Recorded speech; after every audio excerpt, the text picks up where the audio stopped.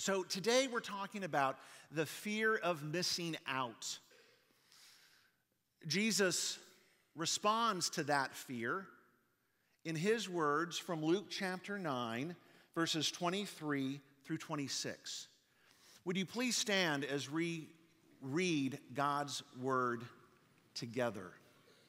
This is Jesus' plan for life. This is Jesus' discipleship strategy for you. This is Jesus' pattern of living for the church. He did not ask for consensus or input. This is how he says it is. It is not open for negotiation. Now, you can try to negotiate. Many of us spend a lot of time and energy negotiating these words. And in his mercy, he will let you negotiate, but really you're not, because no one's ever negotiated alternative terms. This is discipleship.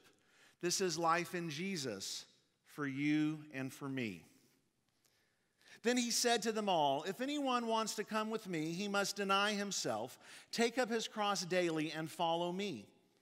For whoever wants to save his life will lose it, but whoever loses his life because of me will save it. What is a man benefited if he gains the whole world yet loses or forfeits himself? For whoever is ashamed of me and my words, the Son of Man will be ashamed of him when he comes in his glory and that of the Father and the holy angels." May God bless the reading of his word. You may be seated.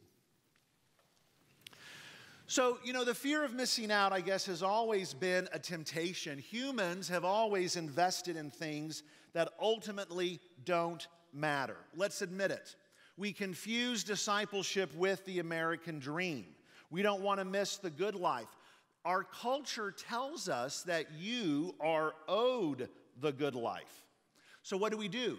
We actually take things that are blessings from God and we twist them, and they themselves become a god and an idol. So the very things that God gives us to bring him glory become obstacles in our discipleship. But we also take not good things, things that have no business being in our lives. We lie to ourselves and we call them good, but they're not good. They hurt us.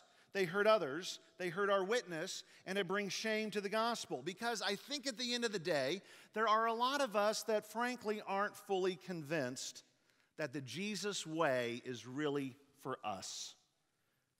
And what that really means is that we are ashamed of his words, and we are ashamed of him, and we're always wanting to renegotiate.